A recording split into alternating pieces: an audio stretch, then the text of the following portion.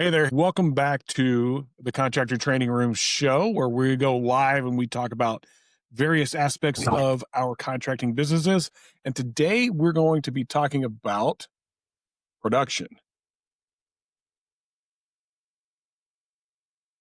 And production is where promises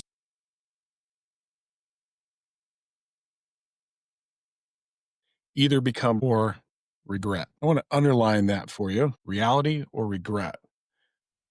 When we're fulfilling on a project for a homeowner, we're either going to deliver on the promises our salespeople made, or we're going to regret the job that we did. And the whole thing today is we're going to talk about what production needs to look like and what you need to do in each stage of your business. So let's talk a little bit more about how we need to perceive production. And this is my goal today, is to share with you guys, draw it out here, right? We'll share with you guys. Think of this as like two cliffs, right? And over here on the left-hand side, we have our sales promises. And over here on the right-hand side, we have customer trust. And what production is a bridge between those two things. Production is your delivery mechanism, your fulfillment on the promises that your sales team makes. So production is the bridge that brings the two together. Sales guys out there saying his thing, customers over here believing this thing is going to happen, and we have to bridge that gap. And so we stand inside of this gap in production between the customer and the salesperson. We don't ever want to throw a customer under the bus, and we never want to throw our sales team under the bus. We want to defend both sides. We want to be there to stand inside of that gap for them. And so I'm going to walk through today exactly what that looks like, how we need to perceive it in our heads so that we understand the best way possible to deliver on the promises of our sales team so our customers trust us. So I want to give you a little bit of an image here. We'll make this a little smaller so I can get to where I want to be. And there's really three major components of this that we want to talk about. The first one is preparation. We want to prep well. And I'm going to walk right through exactly what we need to do in prepping for a job, because if you don't do that well, you're going to have some issues with your overall production.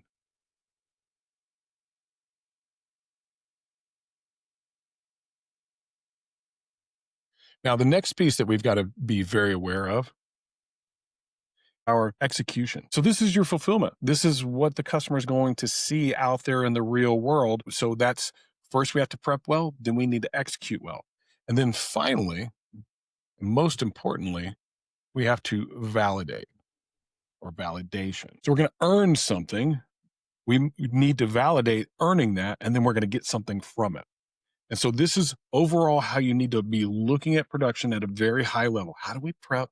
How do we execute? And how do we validate that we executed exactly the way that we said we were going to? So that's going to bring us to an image that I think is going to make this really clear for you on the preparation side of things, because we're going to start right there.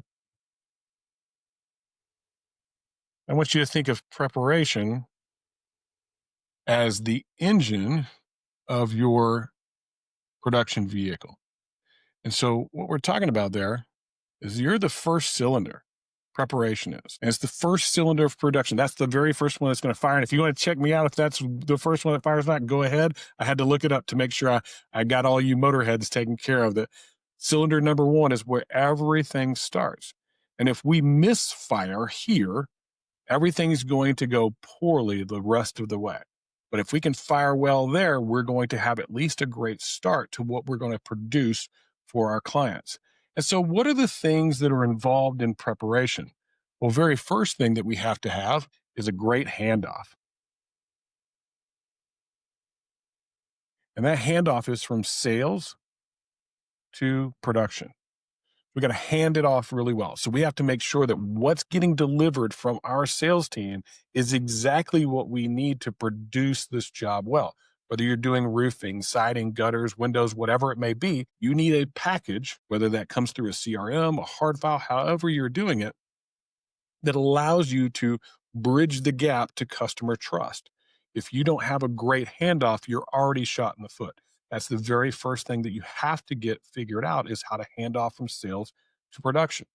Now, I want you to remember we're talking about the contractor's blueprint, this pillar that's called production inside of that blueprint, and that there's a matrix over the top of that blueprint that says we have certain things we need to do at certain times based on the stage of our business.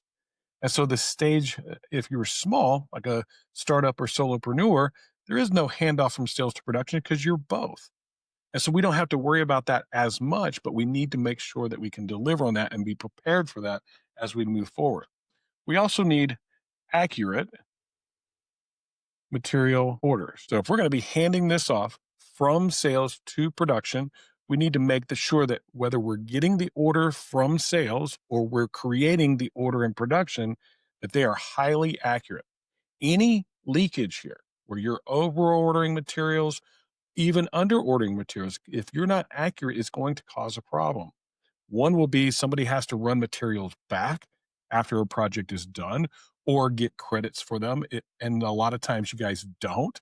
Or if you under order, you're running somebody back and forth that's losing time. So the more accurate our material orders are, the more likely we are to be not only efficient, but very effective. The other thing that we have to do in preparation is profit analysis. So if I have a great handoff and I have an accurate material order, I can determine the profit on this job because I know what my labor is going to cost. I like to run a profit analysis prior to ever doing the work. I want to make sure that this thing's going to be profitable because nobody should be wasting their time if it's not. If we're not creating profit on each job that we're doing, why are we doing this in the first place? I tend to have a barrier for profit that, hey, we want it to be at least here if we're going to go and produce this job.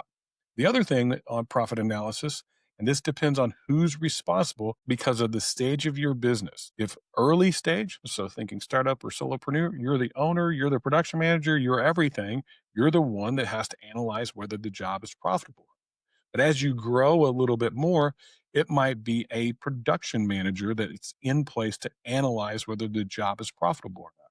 But you, as the owner, might still be in charge of negotiating out pricing with your crews and with your suppliers. So we have to get that front end part done as well to make sure our profit analysis is as profitable as possible. And then as we grow a little bit further into our getting serious and expansion stages, now we have a production manager doing those negotiations and owning that aspect of our production department. So we're going to talk about that a little bit later as I break it down stage by stage at the very end to give you a very clear picture of what you need to be doing. The other things that we need to do is we need to schedule, we need to get permits, and we have to handle logistics. So all of those things need to be done very, very well prior to us doing the job. So we got to put them on the schedule. We got to get the permit for the job. We've got to make sure that everybody knows where they're going, what's being delivered, what's not being delivered, when it's being delivered, how it's being delivered. So all of the logistics needs to be handled. And there also has to be some crew alignment. And so that's your work order. You have a work order that you're going to be giving to a crew. That crew needs to be very clear on what this whole entire job is going to entail.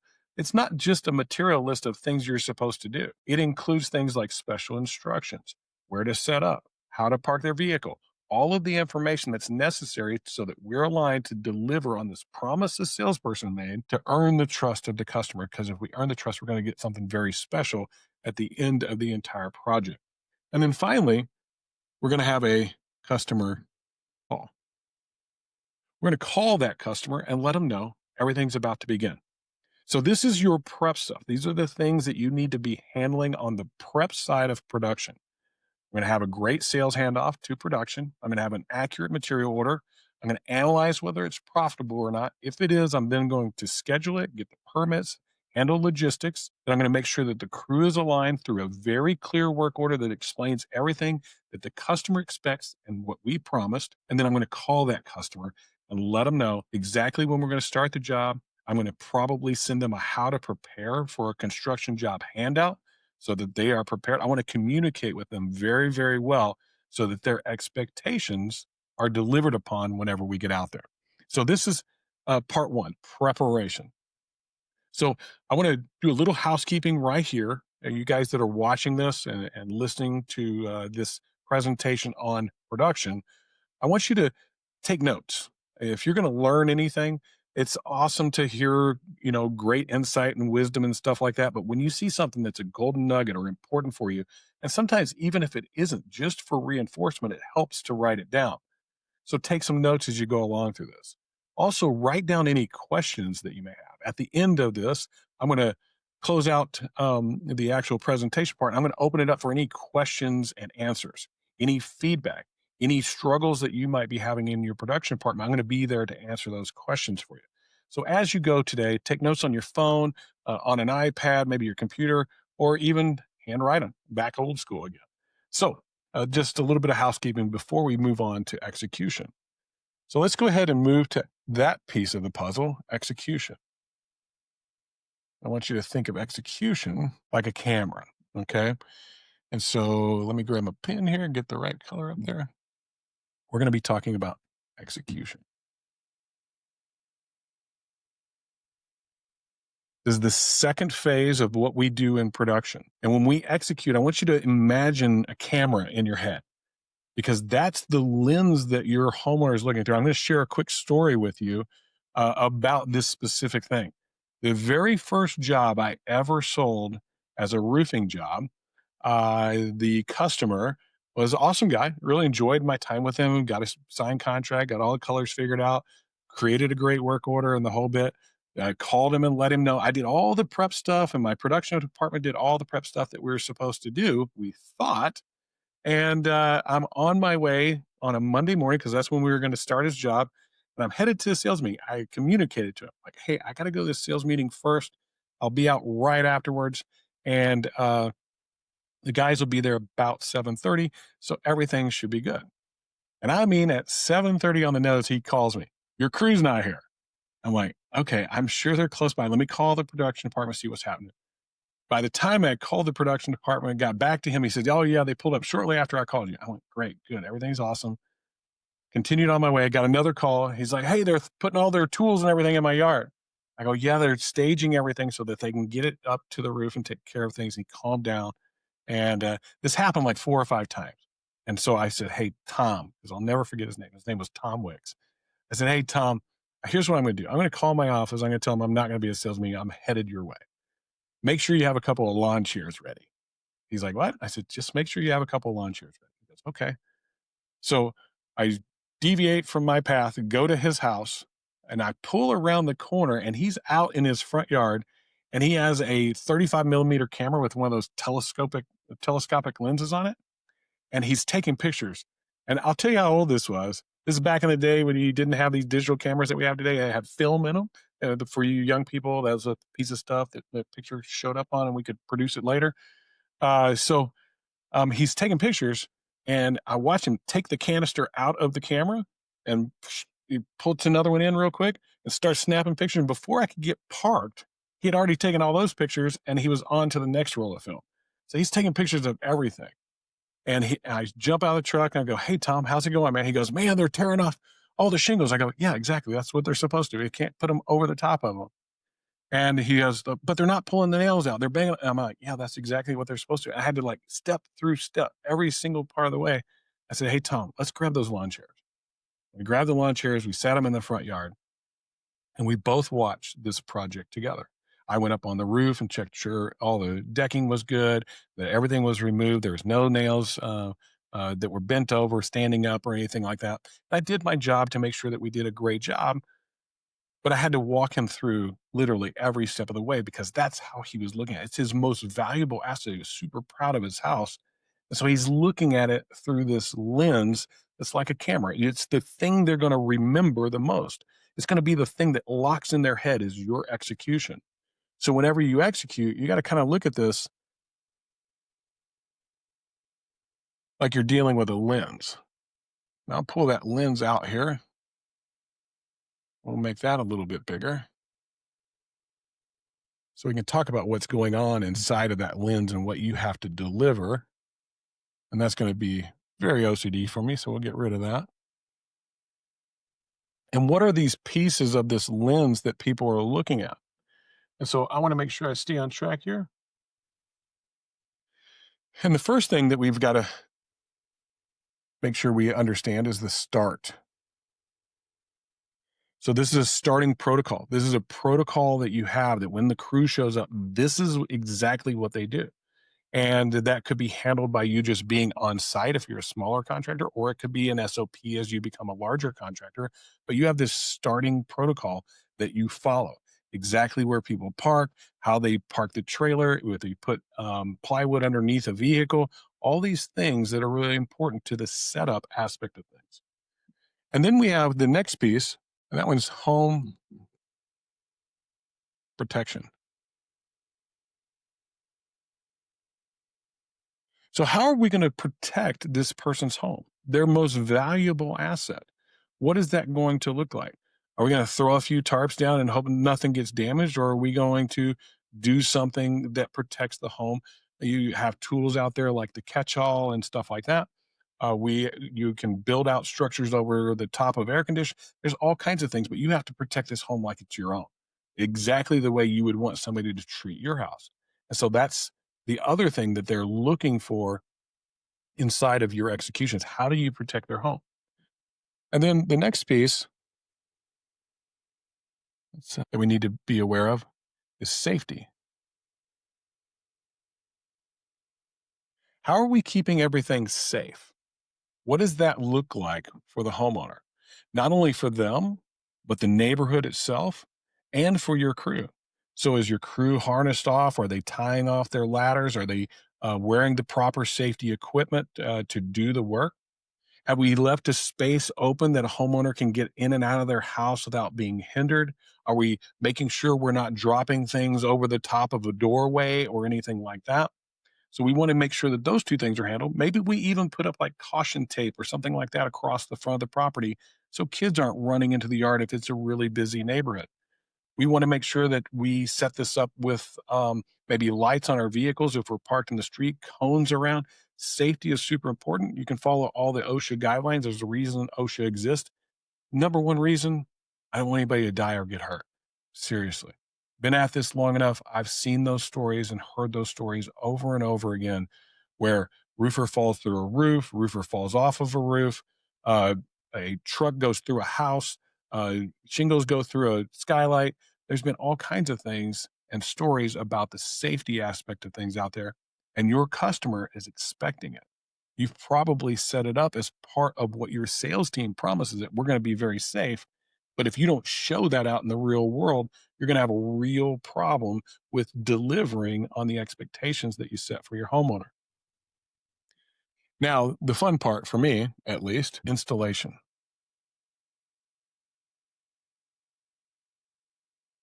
So we had our starting protocol. We got the home protected. We set up all of our safety stuff to make sure we're safe. Now we're going to install everything.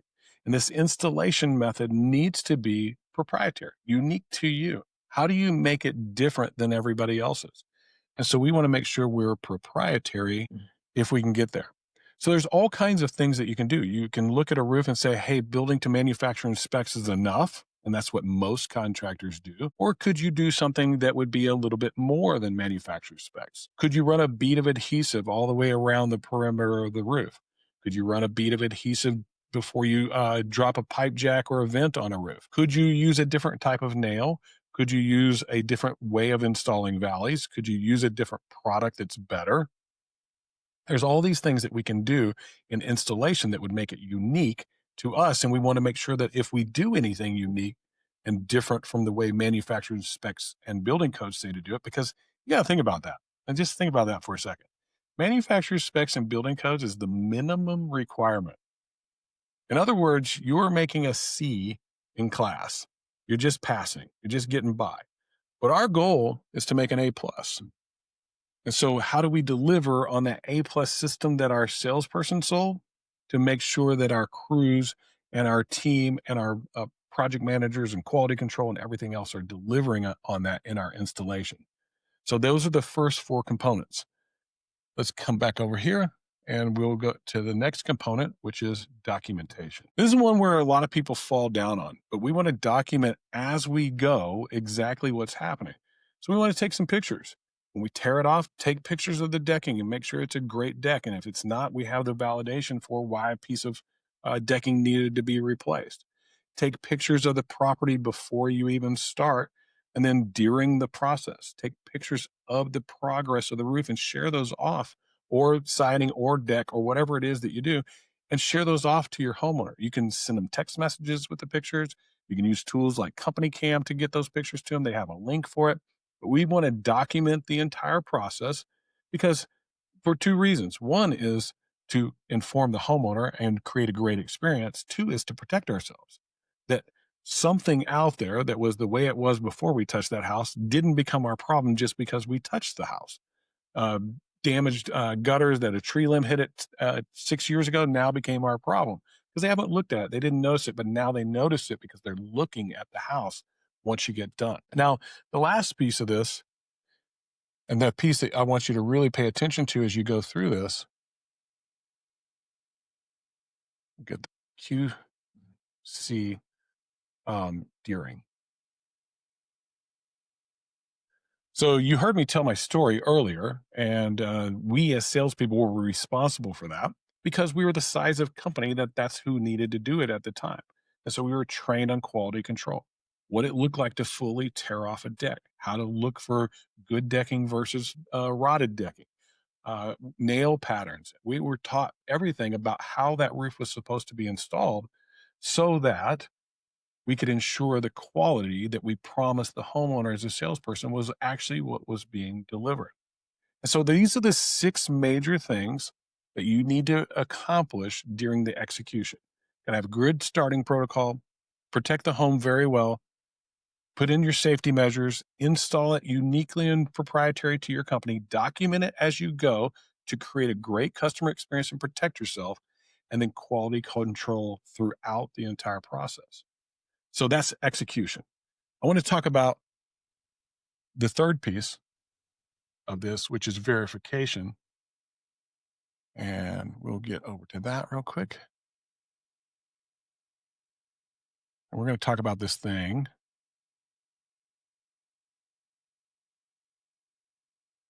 called the Promise Keeper Loop. Okay. Keeper. So your Promise Keeper Loop starts with expectation. Okay. So let's just give us this little piece right here as expectation. This is what your customer is thinking is going to happen. And what we're doing here, this is the third pillar of our production. We did preparation, we did execution. Now we're doing validation.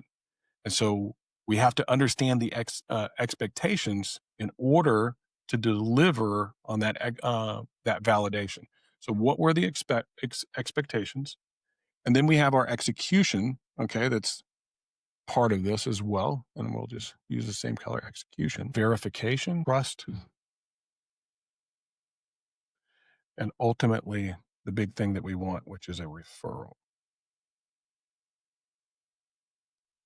So this is what this promise keeper loop looks like. Hey, we understand expectations, we executed on them, we verified that happened, we earned trust, which gets us a referral. And so what does this look like when it comes to the verification side of a job, which is this piece right here? How do we deliver on this promise keeper loop? And so I'm going to come down here and just move it over here. Well, let's come down here. Right a little bit. What are the components of verification? We have cleanup. We have to have a great cleanup. So you think about it, we did the whole entire job, we installed it, we did all of that good stuff, which was the execution side. On the validation side, sales guy promised we were going to clean up great. What does your cleanup look like? Is it doing the best you can, or is it making it spotless? Is it like a white glove, like you were never there before, like it was better than it was before you left? We actually like raked yards and stuff like that. It would look better than it was before we started. And so cleanup is that first step along the way. Then you have a final inspection. And this serves two purposes. One is to make sure that you delivered on the expectation.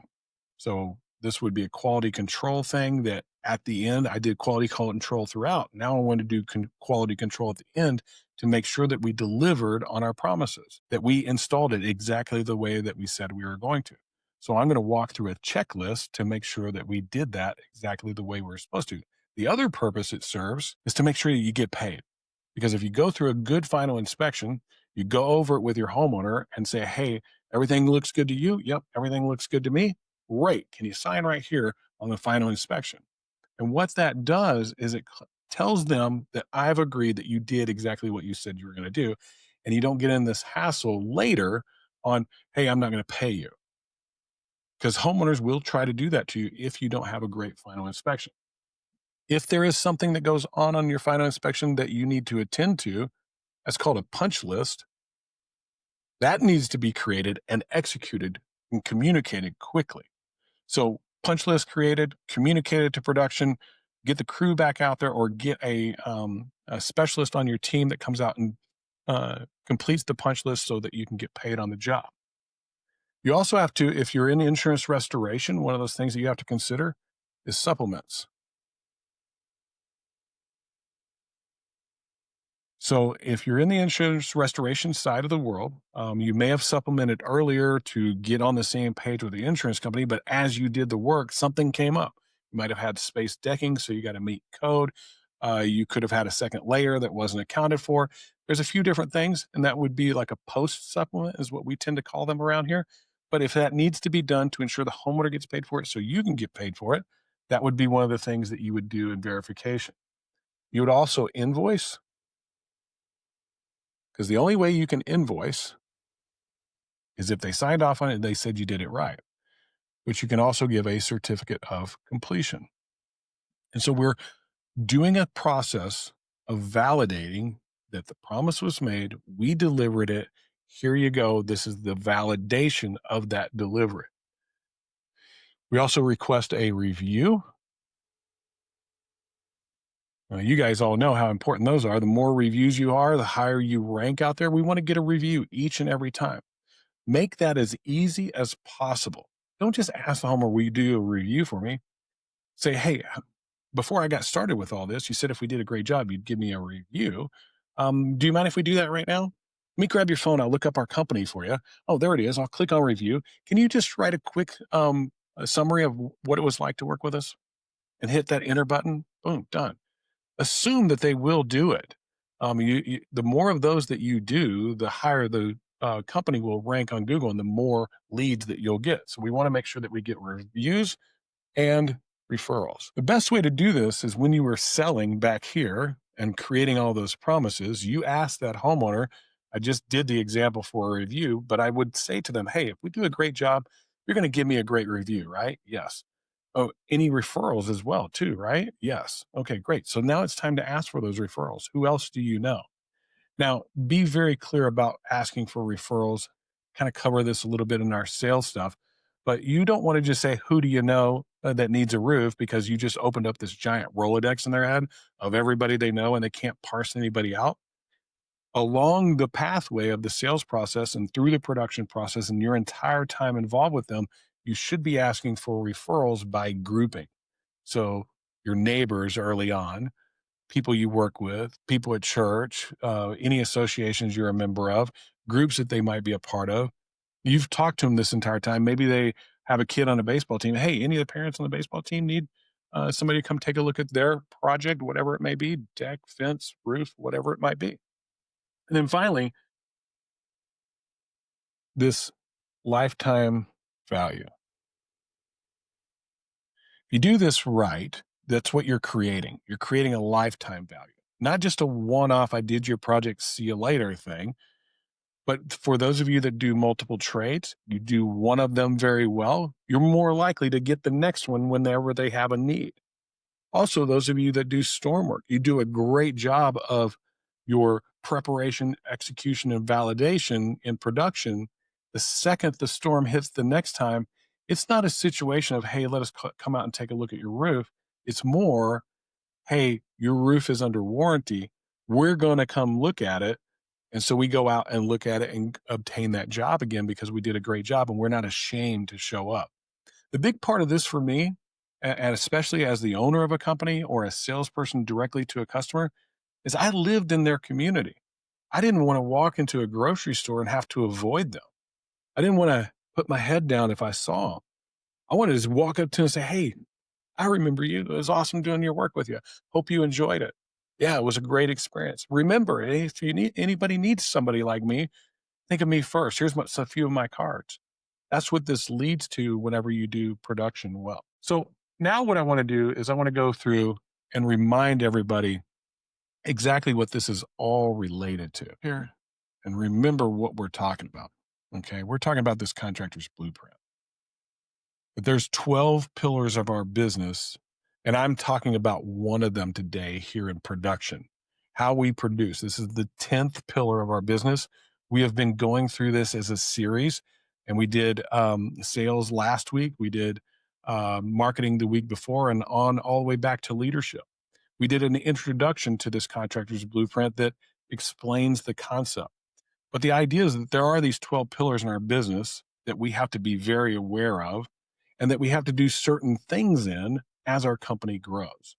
And so we have these stages.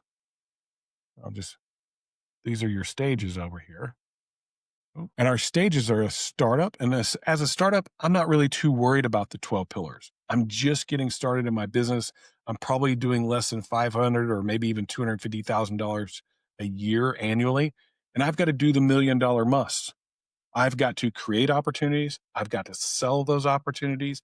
I've got to produce this thing we're talking about today, those opportunities. I've got to collect on those opportunities. And ultimately, I have to be profitable. So, 5 things I've got to be really focused on here in the $1 million must.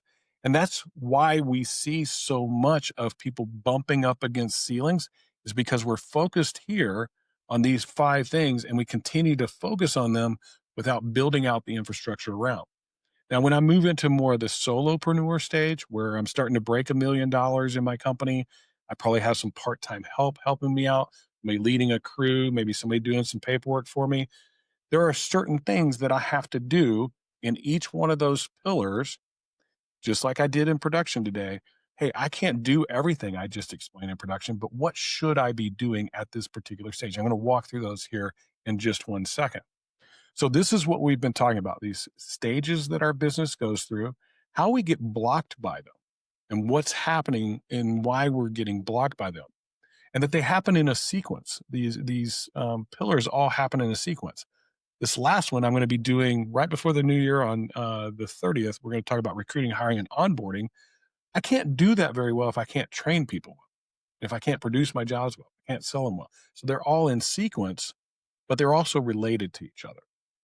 If I don't get everything done in sequence here, it makes it really hard to break through the ceiling to get to the next level of friends and family. Same thing for friends and family. I got to do all these things in these pillars, and then I got to break through. And that's what we do. We help contractors break through those ceilings, install those pieces that they're missing to ensure that they're able to progress along in their business. So let's talk about what we need to focus on and the thing we need to take action on whenever it comes to production.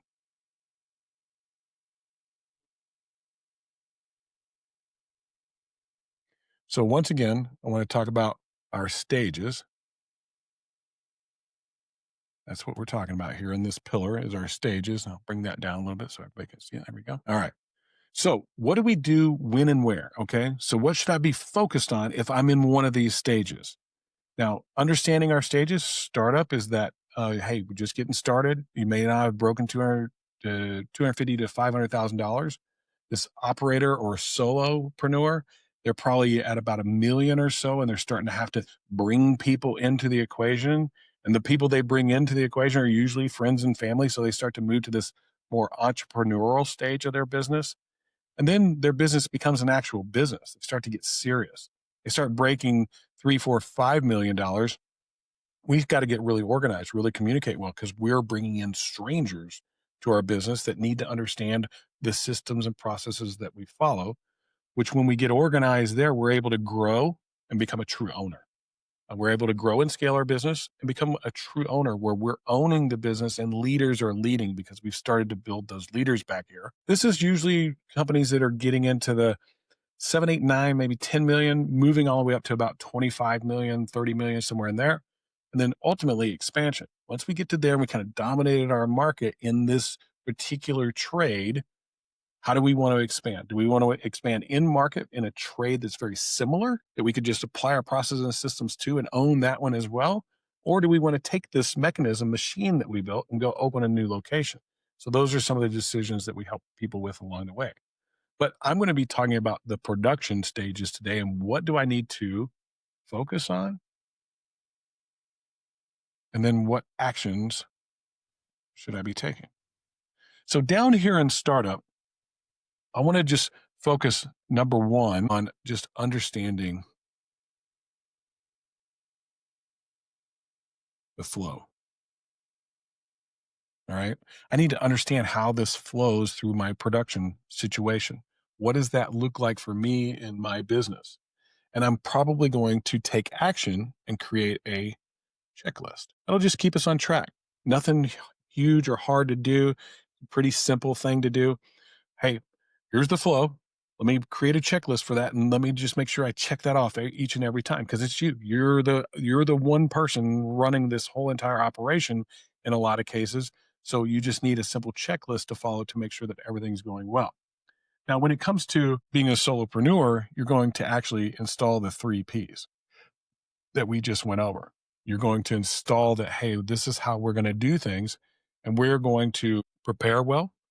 We're going to make sure that we execute well, and we're going to make sure that we validate well. So proper preparation prevents poor performance is what we want to make sure that we're taking care of. So those 3 PowerPoints of production. And so how do we do that? What do we need to do? And so you're going to create a system, a simple system for preparation, execution, and validation, and just follow that. You don't have to create a whole bunch of extra stuff, anything like that. It's just a simple system. Okay. Think of it as a task list. Okay. Not all the everything else, but just a task list. Here's the task list of what needs to be done. Now, whenever you get into the entrepreneur and friends and family, your focus when it's SOPs is documentation or the process itself. And so, what does that mean whenever we say process? That means SOPs.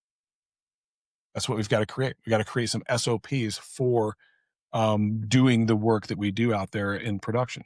So I've got an SOP for preparation. I've got an SOP for execution. I got an SOP for um, validation. We want to make sure that we have those SOPs documented. We may not have even installed them yet, but we're going through that work right now in this stage of our business to get those things in place. Now, when we get into getting serious, we're going to start to build out our proprietary aspect of things.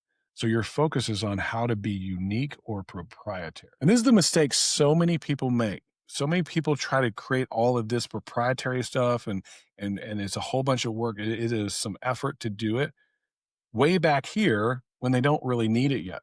You remember back in here, you're working off of referrals, word of mouth, uh, knowledge of who your business is, but now you're starting to scale and starting to build out lead generation and those opportunities, especially through a digital aspect. And so this proprietary thing gives you an advantage whenever you're out there marketing. And so what are you focused on?